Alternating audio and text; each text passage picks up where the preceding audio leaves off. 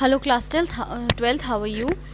We were reading the chapter Deep Water, and we have discussed till the author was dug into the pool by a bully boy, and now he had planned how he will manage to come up on the surface. ठीक है. So he has decided that when he will reach the bottom, hit the bottom, he would make a big jump and then come to the surface, lie flat on it, and paddle to the edge of the pool. Now we will move further. It seemed a long way down. Those 9 feet were more like 90, and before I touched bottom, my lungs were ready to burst. उसने बोला कि वो जो रास्ता था ना वो बहुत मुझे लंबा लगा.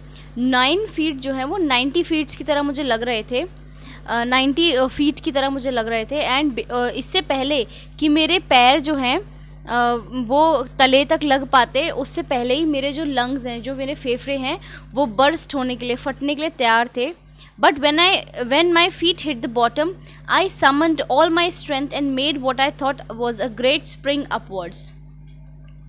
तो उसने बोला कि लेकिन जैसे ही मेरे पैरों ने तले को छुआ स्विमिंग पूल के, तो मैंने अपनी पूरी ताकत इकट्ठा करके लगाई और फिर जो मैंने सोचा था कि मैं एक तेज़ जंप ऊपर लगाऊंगा वो मैंने किया.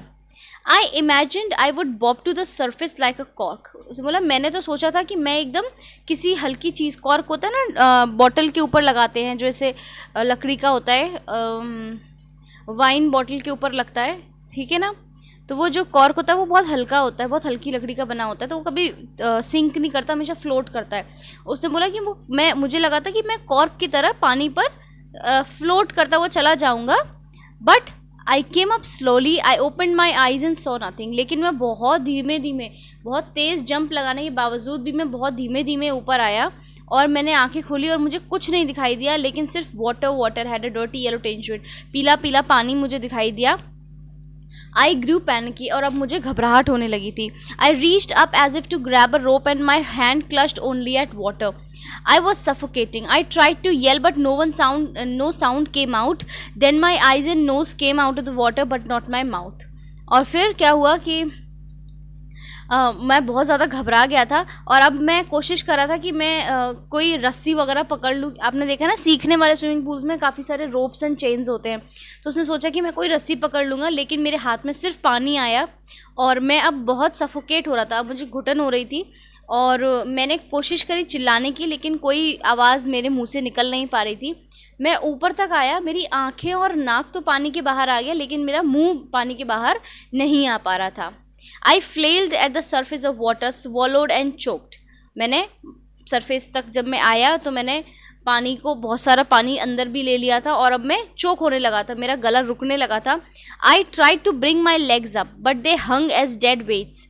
और मैंने कोशिश करी कि मैं अपने पैरों को ऊपर उठाऊं, लेकिन ऐसा लग रहा था जैसे कि वो किसी भारी वज़न की तरह से लटक गई हैं, पैरालाइज हो गई हैं और रिजिड जकड़ गई हैं बिल्कुल, और बिल्कुल उन पर मेरा कोई कंट्रोल नहीं था. मुझे लगता था मेरे पैर पैरालाइज हो गए हैं.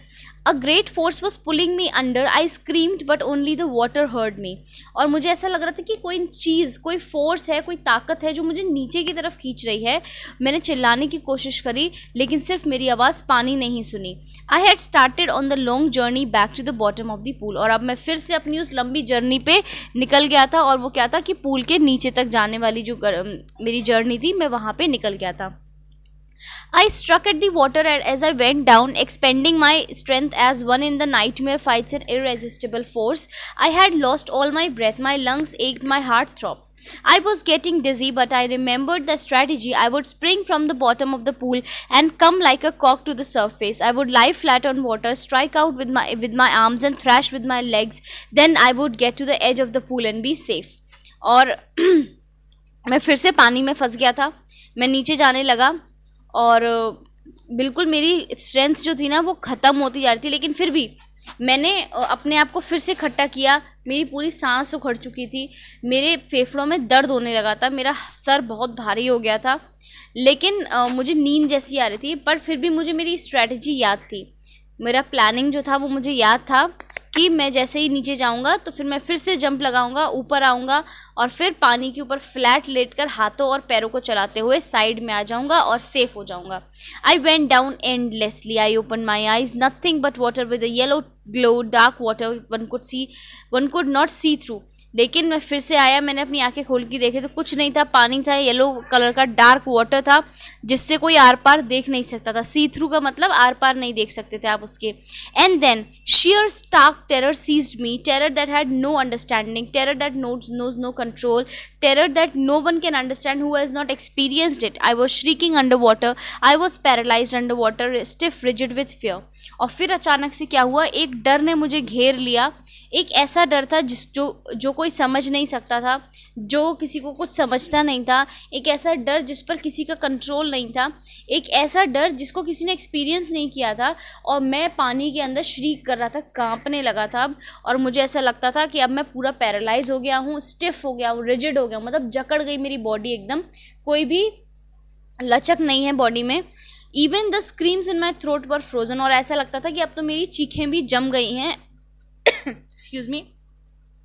Only my heart and my pounding in my head said that I was live. लेकिन बस जो मेरा दिल धड़क रहा था और जो सर में मेरे भारीपन महसूस हो रहा था, उससे मुझे फील हो रहा था कि मैं ज़िंदा हूँ। बाकी मुझे बिल्कुल फील ही नहीं हो रहा था मेरी बॉडी से तो कि मैं ज़िंदा हूँ। And then in the midst of the terror came a touch of the reason, I must remember to jump when I hit the bottom. लेकिन इस सारे डर के बीच में फिर से एक रीज़न आया निकल के कि भाई मुझे याद रखना है कि जैसे ही मैं बॉटम को हिट करूँ तो मुझे जंप करना है। At last I felt the tiles under me, my toes reached out as if to grab them, but I jumped with everything I had. लेकिन जैसे ही मेरे पैरों के नीचे टाइल्स आए, टाइल्स लगे होते हैं ना स्विमिंग पूल में, तो जैसे ही मेरे पैरों के नीचे टाइल्स आए, मैंने फिर से कोशिश करी, जितनी मेरे अंदर ताकत थी मैंने सब ताकत लगा के फिर जंप करने की कोशिश करी। But the jump made no difference, the water was still around me. लेकिन उस जंप से कोई फ़ायदा नहीं हुआ, अभी भी मैं पानी के अंदर ही था। I looked for ropes, ladders, water wings, nothing but water. मैंने सब चीज़ ढूंढी वहाँ पे, रोप्स ढूंढे, लैडर्स जो सीढ़ियाँ होती हैं वो ढूंढी मैंने अपने वाटर विंग्स ढूंढे, लेकिन मुझे कुछ नहीं मिल रहा था, सिर्फ पानी था वहाँ पे। अब mass of yellow water held मी, मुझे ऐसा लगता था जैसे कि एक पानी के बहुत बड़ी क्वांटिटी ने मुझे पकड़ लिया है। And like sorry stark terror took an even deeper hold on me like a great charge of electricity. और जैसे बिजली का एक तेज़ झटका लगता है, बिल्कुल वैसे ही डर ने भी मुझे एकदम पकड़ लिया था, जकड़ लिया था, जैसे बिजली से चिपक जाते हैं ना, तो बिल्कुल वैसे ही डर ने भी मेरे को चारों तरफ से पकड़ लिया था। I shook and trembled with fright, और मैं डर से कांप रहा था। My arms wouldn't move, my legs wouldn't move, I try to call for help, to call for mother, nothing happened. ना मेरे पैर हिल रहे थे, ना मेरे हाथ हिल रहे थे। मैंने मम्मी को बुलाने की कोशिश करी, लेकिन कोई फ़ायदा नहीं हुआ। And then, strangely, there was light. I was coming out of the awful yellow water. At least my nose were almost out too. और फिर अचानक से मेरे को लाइट दिखाई दी, हल्का सा उजाला दिखाई दिया, और मैं पानी से ऊपर आ रहा था। एटलीस्ट मेरी आंखें तो पानी से ऊपर आ रही थी, फिर मेरी नोज़ भी ऑलमोस्ट ऊपर आ ही चुकी थी। और फिर मैं एक बार और तीसरे टाइम में फिर नीचे जाना शुरू हुआ। I sucked for air and got water. The yellowish light was going out. और फिर क्या हुआ, तीसरी बार मैं नीचे जाने लगा। मैंने हवा इनहेल करने के लिए सक किया अपनी नाक से या मुंह से, लेकिन हवा तो गई नहीं, सांस तो आई नहीं, लेकिन पानी अंदर चला गया। और अब फिर से वो जो उजाला था वो ख़त्म होता जा रहा था, क्योंकि मैं नीचे जा रहा था। Then all the effort ceased. I relaxed. Even my legs felt limp and blackness swept over my brain. It wiped out fear. It wiped out terror. There was no more panic. I was quiet and peaceful.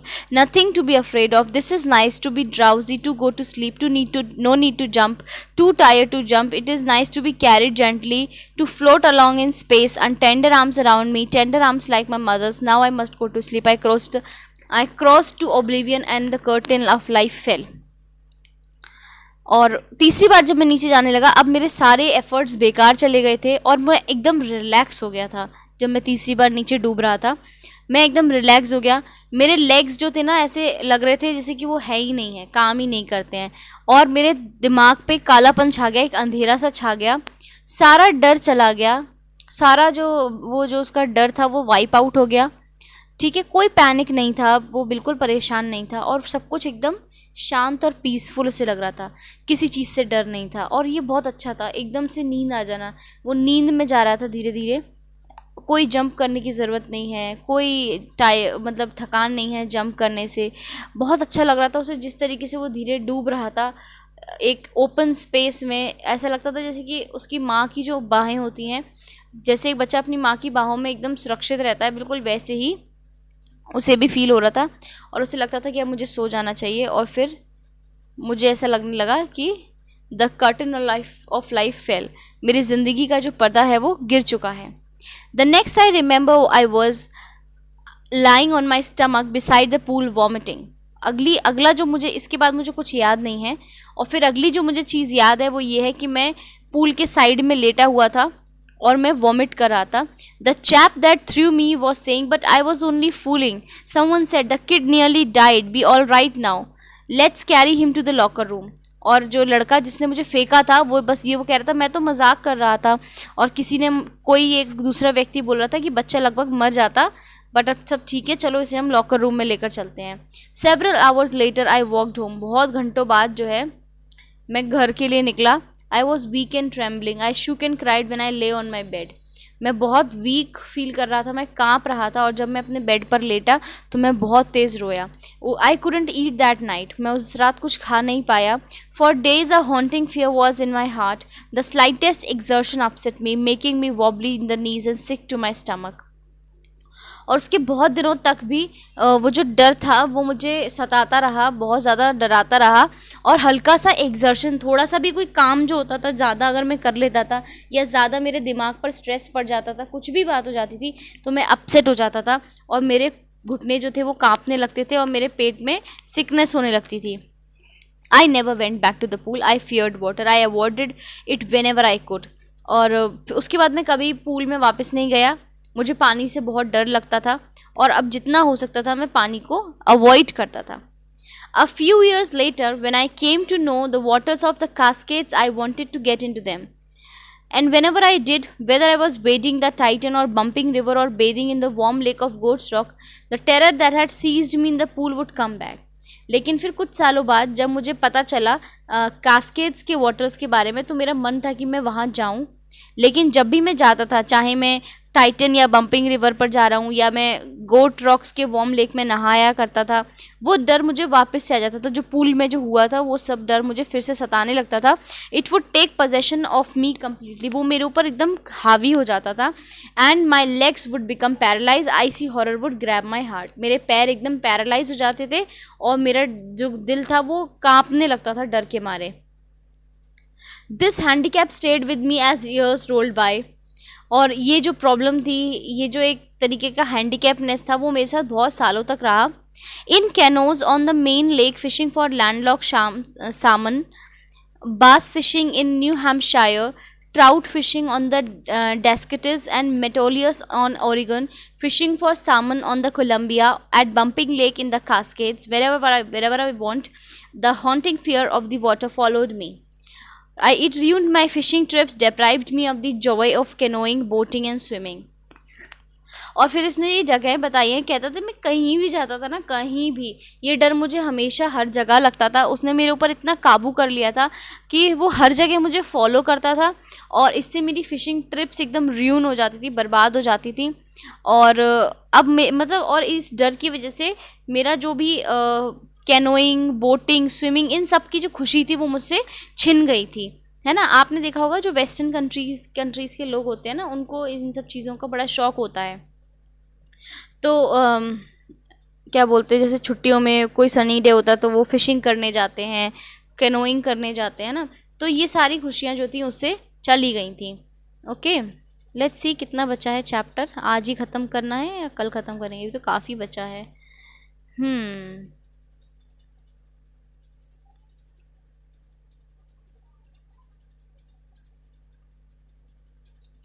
I used every way I knew to overcome this fear, but it held me firmly in its grip. मैंने हर तरीका अपना लिया कि मैं इस डर से बाहर निकल पाऊँ, लेकिन उसने मुझे जकड़े ही रखा.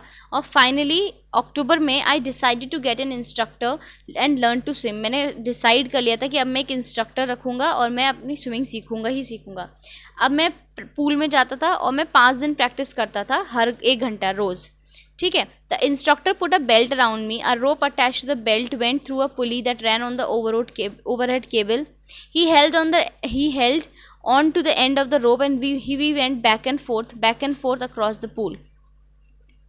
अब क्या होता था कि अब वो जो इंस्ट्रक्टर था ना, उसने शायद उसको सब कुछ अच्छे से समझा दिया होगा क्या था, तो उसने उसे उसी तरीके से सिखाना शुरू किया. तो वो क्या करता था, उसको एक बेल्ट बांध देता था. ठीक है. और फिर उस बेल्ट को एक रस्सी से जोड़ देता था, जो कि ऊपर एक केबल जा रही थी, ओवरहेड केबल जा रही थी. उसमें एक पुली होता है, वो पहिया जैसा होता है, आपने देखा जो कुएं पे लगता है जिसपे से बाल्टी खींचते हैं हम, है ना, तो उसे पुली कहते हैं. वहाँ पे एक पुली लगा था. उस पुली से वो रोप जा रही थी और रोप का एक सिरा जो था वो इंस्ट्रक्टर के पास था. तो वो बार बार आगे पीछे मतलब उसको स्विमिंग करवाता था उसमें. ठीक है. Hour after hour, day after day, week after week, मतलब बहुत हफ्तों तक यही चलता रहा. On each trip across the pool, a bit of panic seized me. Each time the instructor relaxed his hold on the rope and I went under, some of the old terror returned and my leg froze. और हर time जब instructor जैसे ही वो रस्सी को ढीला करता था और मैं पानी के अंदर जाता था, तो मुझे फिर से वो डर आ जाता था, मेरे लेग फ्रोज हो जाते थे, मेरे को फिर से डर लगने लगता था. It was 3 months before the tension began to slack. अब ये था कि अब 3 महीने हो गए थे और अब थोड़ा थोड़ा वो चीज़ों में कमी आ रही थी. Then he taught me to put my face under water and exhale. और फिर उसने मुझे सिखाया कि कैसे पानी के अंदर रख के सांस को छोड़ा जाता है एंड फिर पानी के बाहर अपनी नोज को रेस करके इनहेल किया जाता है. इनहेल मतलब सांस अंदर ली जाती है. I repeated the exercise hundreds of time. Bit by bit I shed part of the panic that seized me when my head went under the water. मैंने इस एक्सरसाइज को जाने कितनियों बार, मतलब हंड्रेड्स ऑफ टाइम मैंने इसे प्रैक्टिस किया था inhale exhale करने का. और धीरे धीरे करके वो जो डर था उसका कुछ कुछ पार्ट जो था वो अब हटता जा रहा था. जब मेरा सिर अंदर जाता था तो अब मुझे उतना डर नहीं लगता था. Next he held me at the side of the pool and had me kick with my legs. For a week I did just that. फिर जब ये हो गया तो फिर वो अब मुझे पूल के साइड में पकड़ लेता था और फिर मैं जो है पानी को किक करता था. और हफ्तों तक हमने यही किया. सबसे पहले तो मेरे लेग्स जो थे वो काम करना बंद कर देते थे, लेकिन धीरे धीरे वो रिलैक्स होने लगे और फाइनली मेरा अपने लेग्स पर कंट्रोल आ गया. Thus piece by piece he built a swimmer. ऐसे टुकड़ों टुकड़ों में उसने मेरे अंदर का जो स्विमर था उसको बनाया. And when he had perfected each piece he put them together into an integrated whole. और फिर जब उसने सारे पार्ट्स को परफेक्ट कर लिया था, उसने उन सबको इकट्ठा रखा और उसने बोला अब तुम स्विम कर सकते हो. अप्रैल में, सोचो अक्टूबर में शुरू किया था और अप्रैल में जाके उसने बोला कि अब तुम स्विम कर सकते हो. Dive of and swim the length of the pool, crawl stroke. उसने बोला कि जाओ डाइव करो और पूरी पूल जो है ना वो दूसरे साइड तक मुझे स्विम करके दिखाओ क्रॉल स्ट्रोक में. I did. The instructor was finished. मैंने कर लिया, इंस्ट्रक्टर का काम हो गया था, मैं सीख चुका था. But I was not finished. I still wondered if I would be terror stricken when I was alone in the pool. लेकिन अभी मेरा ख़त्म नहीं हुआ था, क्योंकि मुझे अभी भी लगता था कि क्या मैं अभी भी डरूंगा जब मैं पूल में अकेला हूँगा. अब तक तो वो मेरे साथ था. I tried it. I swam the length up and down.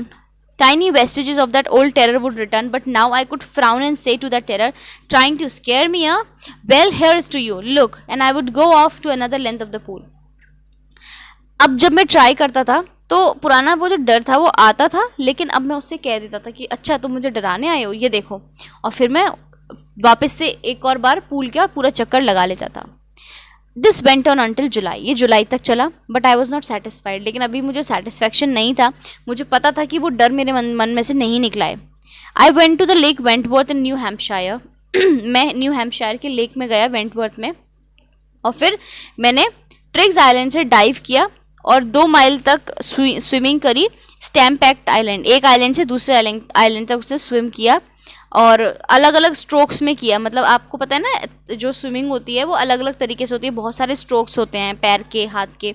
तो जैसे crawl stroke, breast stroke, side stroke and back stroke, सब तरीके से उसने स्विमिंग करा। बस एक ही बार उसका डर वापस आया जबकि वो बीच में था, दोनों के बीच में था, पानी में, दोनों आइलैंड्स के बीच में। जैसे ही मैंने अपना फेस पानी के अंदर रखा और जब मुझे कुछ नहीं दिखा और सिर्फ पानी पानी दिखा, तो वो डर जो था वो मेरा वापस आ गया और वो जो सेंसेशन थी वो फिर से वापस आया। लेकिन आई लाफ्ड एंड सेड, पर मैं हंसा और मैंने कहा, well mister terror, what do you think you can do? I fled and swim on. और मैंने बोला उस डर से कि तुम क्या सोचते हो कि तुम क्या कर सकते हो मेरे साथ में, और फिर मैं स्विमिंग करता हुआ चला गया। Yet I has residual doubts, अभी भी मेरे को कुछ डाउट्स थे। मेरी पहली अपॉर्चुनिटी थी कि hurried west went up to the Titan to Conrad Meadows, up the Conrad Creek Trail to the Mead Glacier, camped in the high meadows by the side of Warm Lake, and next morning I stripped down, dived in the lake and swam across the other shore back, just as Doc Copper used to do. I shouted with joy. The Gilbert Peak returned the echo. I had conquered my fear of water. फिर वो एक और जगह गया, शायद जहाँ का पानी थोड़ा खतरनाक था, उस जगह जाके उसने जब डाइव किया और स्विमिंग करी, तब उसको लगा कि नहीं, अब मेरा डर निकल चुका है। और वो बहुत तेज़ी से चिल्लाया और जो पहाड़ थे वहाँ से उसकी आवाज़ जो थी वो एको में वापस आई। अब उसको पता था कि अब उसने अपने पानी का जो डर है वो जीत लिया था। The experience had a deep meaning for me, इस पूरे एक्सपीरियंस का मेरे पास एक बहुत डीप मीनिंग है, सिर्फ इसलिए कि as only those who have known stark terror and conquered it can appreciate. ठीक है ना, कि सिर्फ वही लोग जिनको कि वो डर था, एक ऐसा मीनिंग इसके पीछे छिपा हुआ था जो कि सिर्फ वही लोग अप्रिशिएट कर सकते थे जिनको कि कोई किसी चीज़ का डर या खौफ रहा था और उन्होंने उस खौफ को जीत लिया था। ठीक है, in death there is peace, वो कहते हैं कि डेथ में पीस है। There is terror only in the fear of death, वो कहते हैं कि मृत्यु जो है वो तो पीस है, बहुत शांति है, लेकिन डर कहाँ है? डर है मृत्यु के डर में। हमें डर किससे लगता है? हमें मरने से डर लगता है ना, हमें मरने के डर से डर लगता है। हम ये सोचते हैं कि पता नहीं क्या होगा, कहीं कोई मतलब हमारे साथ कोई बुरा ना हो जाए, हमारे साथ कुछ ऐसा ना हो जाए, वैसा ना हो जाए, हमें उस भय से डर लगता है, मृत्यु के भय से। मृत्यु से डर नहीं लगता है, हम उसके डर से डरते हैं। और रूजवेल्ट ने बहुत अच्छी बात कही है, all we have to fear is fear itself, है ना। हमें किससे डरना चाहिए? हमें डर से डरना चाहिए, है ना। Because I had experienced both the sensation of dying and the terror that fear of it can produce and will live somehow to grow in intensity. At last I feel release, free to walk the trails and climb the peaks and to brush aside fear. और अब मैं बिल्कुल release feel करता था, अब मैं free था कि मैं कहीं भी जा सकता हूँ, कहीं भी चढ़ सकता हूँ पहाड़ पे और पीक्स पे चढ़ सकता हूँ और अपने डर को साइड कर सकता हूँ। ठीक है, and this is how the chapter ends. Thank you.